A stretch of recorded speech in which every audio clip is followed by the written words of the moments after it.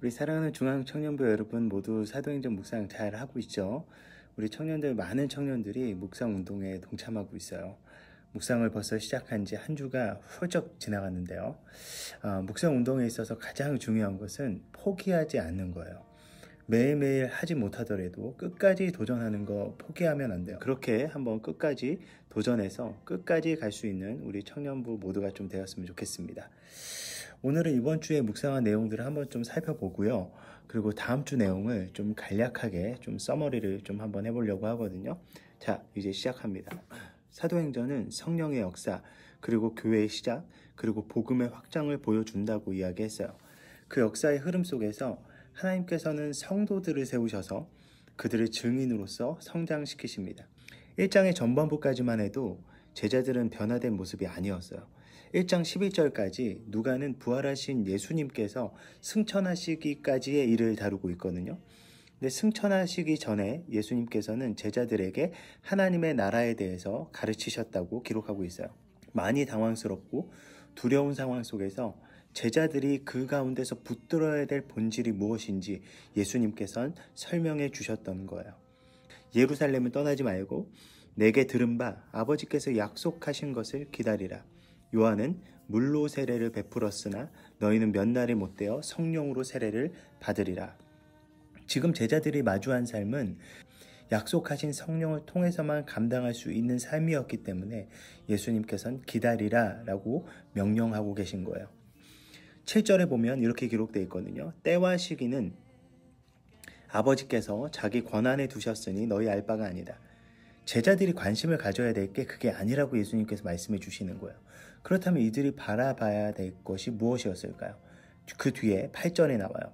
오직 성령이 너희에게 임하시면 너희가 권능을 받고 예루살렘과 온 유대와 사마리아와 땅끝까지 이르러 내 증인이 되리라.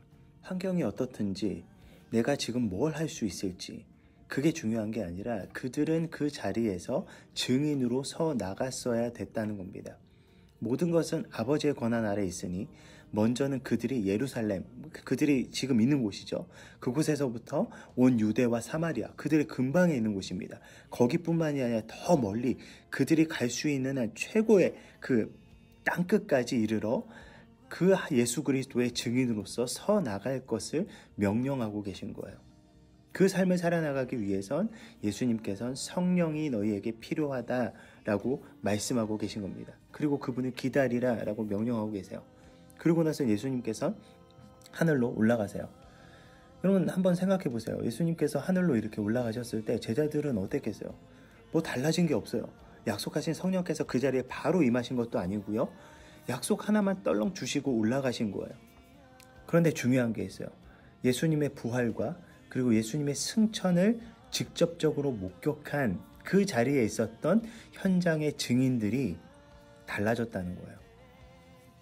예수님께서 뭐 함께 계실 땐 변명이라도 할 수 있겠죠. 뭐 주님께서 하시겠지. 뭐 안주할 수도 있었겠죠. 뭐 주님께서 뭐 계시니까 뭐 나는 조금 이따 해도 되지 않을까? 난 뭐 아직 훈련이 덜 됐으니까 아직까지 나는 부족해 라고 이렇게 그들이 스스로 합리화할 수 있었을지 모르겠지만 이젠 주님이 안 계시잖아요. 그런데 이젠 두 눈으로 주님의 부활과 승천을 목격했으니 이것 또한 또 안 믿을 수는 없잖아요. 그런데 이들이 믿기 시작했다는 것이고요. 또한 이들의 삶 가운데 작은 변화들이 일어났다라는 거예요. 이전과는 다른 작은 변화들이요. 사도행전 1장 12절부터 26절은요. 예수님의 승천 후에 남겨진 제자들과 그리고 한 가지 사건에 집중하고 있습니다. 그들은 다시 예루살렘으로 돌아와 모이거든요. 예수님께서 승천하신 후의 모습을 12절부터 14절까지 보여주는데요. 여러분 제자들이 모두 모입니다. 예수님께서 승천하시는 그 모습을 보고 주님 떠나가셨으니 이거 도저히 상황이 안 되겠다. 이제 다시 한번 도망치자. 한 번 도망쳤는데 두 번은 어렵겠어? 그리고 막 도망치지 않았다라는 거예요. 이거 우리가 어떻게 하지? 이거 부담스러워하지 않았다라는 겁니다. 주님께서 어떻게 나를 놔두고 가실 수가 있어? 그 약속 하나 믿고 어떻게 기다리라는 거야? 그러면서 불만을 가지지 않았고 모두가 한 마음으로 모였다라는 데 있어요. 사실 이들이 하나의 팀워크로 움직이는 사람들이 아니었거든요. 예수님께서 십자가 사건이 바로 있기 바로 전까지만 해도 누가 큰지, 누가 예수님의 옆자리에서 중요한 역할을 할지 이 사람들은 그거 가지고 싸웠었던 사람들이에요. 팀워크가 없었어요. 그런데 이때 같이 움직였다라는 거예요. 그뿐 아니라 예수님의 어머니와 아우들까지 모였다고 기록합니다. 사실 예수님의 공생의 그런 사역 가운데 사실 가족들은 사역에 크게 동참하지 않았거든요. 그런데 예수님께서 부활과 승천 이후에 이들이 모두 한 마음이 되어 한 자리에 모였다라는 것이 굉장히 중요해요. 부활과 승천을 직접적으로 목격한 이들의 마음 가운데 뭔가 심정적인 변화가 있었다라는 거예요. 모여서 뭘 했다고요? 마음을 같이하여 기도에 힘썼다라고 기록하고 있어요. 오히려 아무것도 할 수 없는 상태가 되니까 이젠 진짜 이젠 기도밖에 할 게 없다라고 이들이 느끼기 시작했다는 겁니다. 그런데 이들의 기도 가운데 한 가지 특징적인 일이 일어나요. 바로 베드로가 가룟 유다의 빈자리를 채우자고 제안한 거예요. 여러분, 이것은 베드로의 인간적인 생각이 아니었어요. 기도 중에 하나님께서 이끄셨다라고 저는 생각해요. 그리고 같이 모인 사람들과 한 마음으로 기도해서 마띠아라는 그 한 사람을 뽑아서 다시 12사도가 됩니다. 이 모든 과정 가운데 뭐가 있었어요? 기도가 있었다는 거예요. 기도가 있었고 이들이 인식하지 못했지만 그 가운데 그들을 이끄시는 성령님의 이끄심이 있었다는 거예요. 이전에 찾아볼 수 없었던 모습이죠. 아주 작은 차이지만 제자들이 달라지고 있었다는 거예요. 그리고 그들은 계속해서 기도했을 거예요. 언제까지라고 기록되어 있죠? 오순절까지 기도했다라고 기록합니다. 오순절은요, 6월절 후 첫 안식일 다음 날부터 50일 뒤에 있는 날이에요.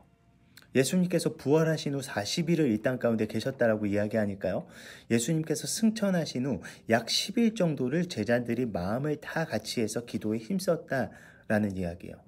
여기서 중요한 것은 예수님께서 약속하셨지만 언제 어느 때 성령께서 임하실지는 말씀해 주지 않으셨다라는 거예요. 그렇지만 그들이 할 수 있는 것들을 알려주셨죠. 그게 뭐죠?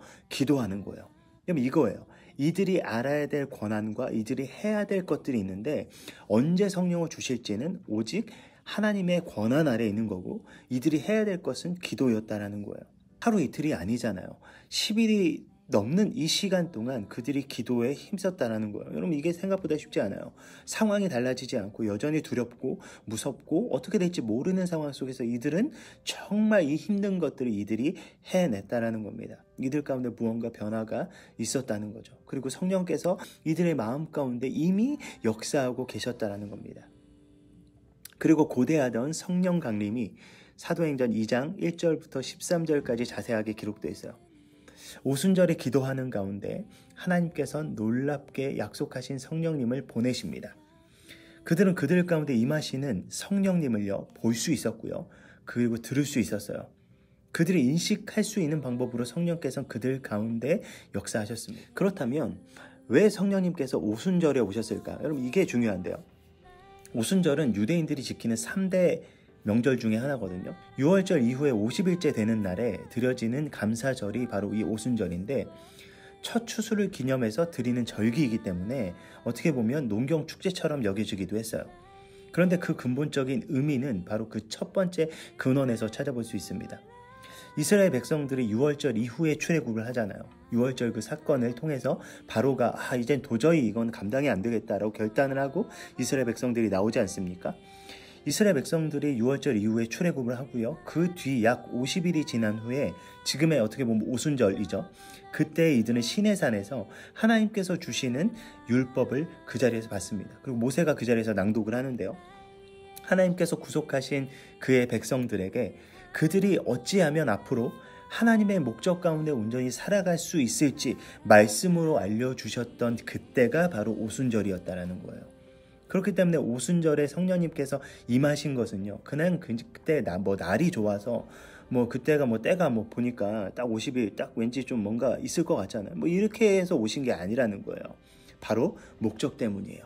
하나님의 계획 아래에 있다라는 거예요. 하나님께서는 다 계획이 있으세요. 진정한 6월절의 어린 양 대신 예수 그리스도를 통한 그 구원함을 입은 자들이 이제는 그 구원의 목적에 합당하게 살아갈 수 있는 그 힘과 능력을 공급하시기 위해서 하나님께서는 성령님을 바로 그 오순절에 보내셨다는 것입니다. 여러분, 성령님께서 임하실 때 그 자리에 있었던 사람들이요, 성령의 충만함을 받고 성령이 말하게 하심을 따라서 다른 언어로 말하기 시작했다라고 2장 4절은 기록하고 있어요. 여기서 이제 나타났었던 모인 사람들이 받았었던 그 방언은요. 고린도 전서에 나와 있는 그 은사로서의 방언하고는 차이가 있어요. 성령의 말하심을 따라서 각 나라의 언어로 이야기했던 것입니다. 11절 기록에 보면요. 이들은 분명히 다른 나라 사람들이 알아들을 수 있는 그들의 언어로 이야기했어요. 그들은 다양한 언어로 무엇을 이야기했습니까? 하나님의 큰 일을 이야기했다라는 거예요. 결국 성령께서 제자들 가운데 액트하셔서 그들이 증인으로 액티베이트 되는 사건이 바로 이 사건이었다는 거예요. 성령을 받은 자들이 각국의 언어로 선포하기 시작했으니 여러분 그 주변이 어땠겠어요? 난리가 났었겠죠. 그것을 보는 자들에겐 아마 놀라움과 두려움이 함께 공존하지 않았을까요? 그래서 뭐야 쟤네 뭐 이상한데? 쟤네 갈릴리 사람들 아니야? 그리고 비하하기 시작했고요. 뭐야 쟤네 술 취한 것 같아. 분명히 술 먹어서 저래 라고 이야기했을 거예요. 경건한 절기에 술 먹고 이제 뭐 그렇게 하는 거는 그 율법적으로 금기된 사항이었는데, 그러니까 말도 안 되는 일이 일어나니까 그 사람들이 뭐 그렇게 하는 거죠. 이렇게 막 말도 안 되는 걸로 이렇게 그 사람들 모함하는 거죠. 여러분 정말 술 먹고 여러분 이렇게 술주정으로 다른 나라의 언어를 배우지도 않았었던 언어를 막 자유롭게 할 수 있으면 얼마나 좋겠어요. 그게 말이 됩니까? 말이 안 되잖아요. 상황이 이해 안 되고 불편하니까 말도 안 되게 그들을 모함하는 거예요. 그런 상황 속에서 여러분 베드로가 사도들과 서서 선포하는 내용이 우리가 이번 주에 마지막 나누었었던 큐티 2장 14절부터 21절까지 말씀입니다. 성령께서 임하신 이후에 나타난 베드로의 실제적인 변화를 보여주는 거죠. 여러분 베드로가 무엇이 변했나요? 먼저는 베드로가 담대해졌어요. 더 이상 두려워하지 않았다라는 거예요. 여러분 베드로는 굉장히 용감한 모습을 보여주기도 했지만 어떤 현실에 딱 직접적으로 마주쳤었을 때 도망치는 모습을 많이 보여줬어요. 여러분 예수님께서 잡혀가실 때 도망쳤고요. 그리고 예수님을 몰래 따라가긴 하지만 그 자리에서 예수님을 3번 부인하지 않습니까? 여러분 베드로는 용감한 면을 가지고 있기도 했지만 인간적인 상황에 맞닥뜨리면 베드로는 누구보다 두려워했었던 사람이었어요. 지극히 여러분 저는 인간적인 모습이라고 생각합니다. 우리도 그렇잖아요. 많이 두려워하는 모습이 나오지 않습니까? 그런데 베드로는 담대해졌다라는 거예요. 더 이상 두려워하는 베드로가 아니었어요. 두 번째 모습은요. 베드로가 차분해졌다라는 거예요. 베드로는 굉장히 약간 다혈질의 스타일이거든요. 그래서 이렇게 굉장히 감정적으로 굉장히 요동도 많이 치고요. 좋을 때는 확 올라가다가 떨어지면 또 훅 떨어지는 그런 스타일의 사람이었어요. 그런데 베드로는 그렇지 않고 굉장히 차분하고 담대하게 하나님의 일들을 선포하기 시작했다는 거예요. 여러분 이게 베드로 가운데 나타났었던 성령의 놀라운 역사 중에 하나였어요. 그러고 나서 어떠한 일이 또 나타납니까? 구약의 요엘 선지자를 통해서 주신 성령에 대한 약속을 풀어서 해석하기 시작했다는 거예요. 여러분 이전의 베드로의 모습과는 정말 다른 모습이지 않습니까? 성령께서 베드로 가운데 함께 하셔서 그가 예수님의 증인으로서 하나님의 위대한 일들을 선포하는 그 역할을 감당하기 위해서 그에게 능력을 베푸셨다는 거예요. 그에게 힘을 공급하셨다는 겁니다. 이제부터 본격적으로 베드로와 제자들 그리고 성령 받은 자들이 예수 그리스도의 증인으로서 서 나가는 모습을 사도행전이 이제는 본격적으로 계속해서 보여줄 거예요. 이제 사도행전 묵상 두 번째 주는요. 이제 2장 22절부터 우리 3장의 마지막 절인 26절까지 주삼 큐티 번호로는 6번에서부터 10번까지 여러분 진행하시면 됩니다. 성령님께서 베드로라는 한 사람 가운데 어떻게 역사하셨는지 그리고 초대교회 공동체 가운데 어떻게 액트하셨는지 좀 자세히 살펴봤으면 좋겠고요. 그리고 그 은혜를 누렸었던 초대교회 공동체는 어떠한 모습으로 서 나갔는지 그리고 지금 우리가 지금 신앙생활을 하고 있는 현대교회와 어떠한 차이점이 있는지에 대해서 여러분 살펴봤으면 좋겠어요. 그리고 제자들이 실제적으로 그들의 삶 가운데 어떤 변화를 경험했는지 그리고 그 삶을 통해서 그들이 무엇을 증거하며 나아갔는지에 대해서 조금 더 집중해서 살펴볼 수 있는 시간이 좀 되었으면 좋겠습니다. 이번 주 말씀을 좀 기억하면서 좀 한 주도 각자의 자리에서 좀 승리하며 나아갈 수 있는 우리 모두가 좀 되었으면 좋겠습니다. 코로나19 때문에 참 많이 답답하죠. 그리고 혼란스럽기도 하고 그럴 텐데 이 시간 속에서 우리가 할 수 있는 것이 무엇인지 그리고 이 시간 가운데 여전히 역사하시는 성령님을 붙들고 우리는 이 상황 속에서 증인으로서 우리가 서 나갈 수 있는 방법들을 생각하고 결단해야 된다는 겁니다. 하나님께서 우리의 삶을 통해 원하시는 것은요. 진정으로 우리의 삶이 변하는 거예요.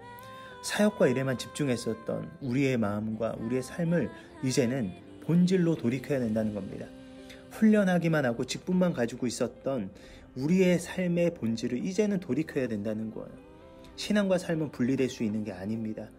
우리 청년들이 이때 바로 이것을 점검하고 우리의 삶 속에서 다시 한 번 더 우리가 성령으로 변화되어서 우리가 본질적으로 증인된 삶을 살아갈 수 있도록 이제는 결단하고 좀 도전하는 삶을 좀 살아갔으면 좋겠습니다. 그럼 성령 하나님께서는 그때나 지금이나 동일하게 역사하시는 분이세요. 그의 성도들과 교회 가운데 역사하시며 그들이 하나님의 큰 일을 드러내는 삶을 살아갈 수 있도록 그들에게 힘과 능력을 공급하시며 그들에게 도움을 주시는 분이십니다. 다시 시작되는 한 주 정말 그분 앞에서 다시 한 번 더 그분을 통해 오는 힘과 능력을 가지고 다시 한 번 더 우리의 삶 가운데서 온전히 살아가기 부족함이 없는 우리 청년들 되길 간절히 축복합니다.